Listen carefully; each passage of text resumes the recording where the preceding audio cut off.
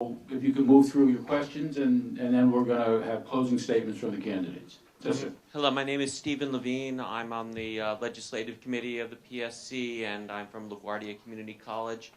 And my question goes out to a conversation I had with my son's principal a number of years ago when he was in elementary school, when I asked him about the testing that was going on in his school.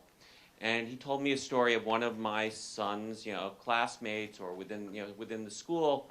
And he said, that the boy was living in a homeless shelter. And he got no sleep the night before the test. And didn't do very well on the test because he fell asleep midway through the test.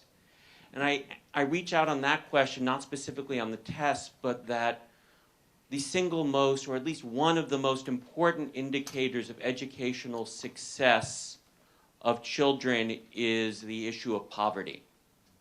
That children living in poverty have much higher levels, much higher rates of failure in school, and that one of the most important things we can do as educators, as citizens, as parents, and you as politicians is how do we address the issues of poverty among our children in particular and in society in general in terms of New York City. What are your ideas on addressing poverty in New York as we go forward? And I think that would make everyone's jobs easier, both our students, we as educators, and parents in making our schools work and making our city work. Thank you. Well, it's everything from the jobs that are here in the city of New York and how a mayor can continue to push for better paying jobs and for those who we do business with to have better paying jobs in the city of New York, to the training that exists for individuals so that they can move up that economic ladder. It is, there's so many things that go into poverty. It isn't, nobody wants to be poor. And it seems as if people who are poor continue to be blamed. It is as if it was their fault for where they're at. New York City, as I said, needs to start to use its power to be able to talk to those that we do business with, to be able to say, you have to pay a higher salary, you have to pay a better salary, you can't pay just minimum wage. It has to be a number of things in training. As we, it was funny, we were on a discussion this morning with chambers of commerce. So we were looking at the jobs that are created, the training that goes into it through this system of job training that really isn't preparing them for the jobs that are there. We need to make sure that that is better and we do a better job at that. It is making sure, we look at homelessness.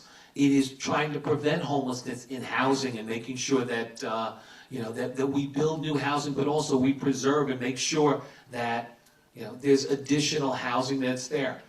There's so many different things, but it is also in realizing that education for us is a way out of poverty and making sure that students in all grades, particularly early grades, have that opportunity, have the chance to be able not to fall asleep, but they'd have been in a permanent house before that the city of New York would have worked on, that they could have gotten the rest, and then being able to do things like feeding them in the morning in classrooms so that our students, that you're not just falling asleep because you're hungry and because you haven't had the chance to eat. It's a dozen different things, but it is the mayor of the city of New York finally acknowledging that poverty is a huge issue in the city of New York and growing, and that gap between the haves and the have-nots continues to increase, and starting to use the power of government to change that in the jobs that we create, in the training that goes into it, in the way that we hold corporations accountable for doing business with us, and so many different things to close that gap.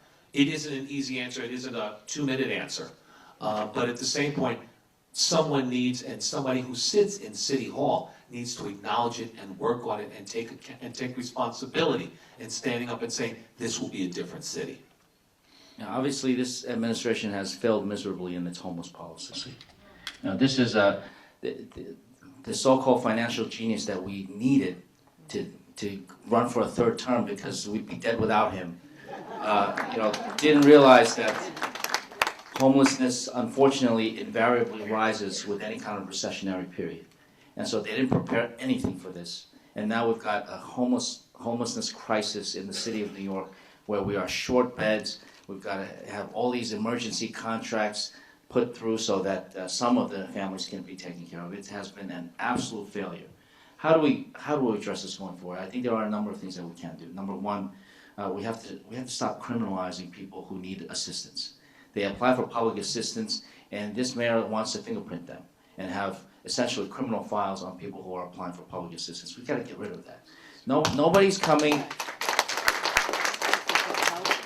landing on their jets in New York City and going straight to the homeless shelter. Right? And getting in their limousines and going home. And people are not immigrating to New York City to get public assistance. People are coming here in search of opportunity. They want to work. So let's stop criminalizing people who actually need help. Number two, we need to uplift the working poor. You know, the minimum wage, $7.25. No one can survive on that. And nowadays, it's not teenagers working part-time that are making the minimum wage. It's mostly adults with kids to feed. And so $9, you know, $9 is a lot better than $7.25. And I applaud the governor and the president for putting together a $9 per hour minimum wage. But $9 buys you a lot more in Buffalo or Binghamton than it does in the Bronx or Brooklyn. $9 buys a lot more in Oklahoma City or Salt Lake City than it does in New York City. In New York City, the correct number, based on the data, is $11.50 an hour. Now, people call me radical for proposing that. You know, I think it's radical for government. You know, the poverty level in New York City is such that, based on our high cost of living, the minimum wage should be $11.50 per hour. I think it's radical for government to impose a minimum wage that doesn't even allow somebody who's making that minimum wage to get out of what the government defines as poverty. I mean, to me, that's radical. So let's have economic policies that actually make sense. And finally, our schools should be open hours before they currently are and left open hours later than they currently are. They should be full, comprehensive community centers that can handle people, whether they be kids or adults in the community.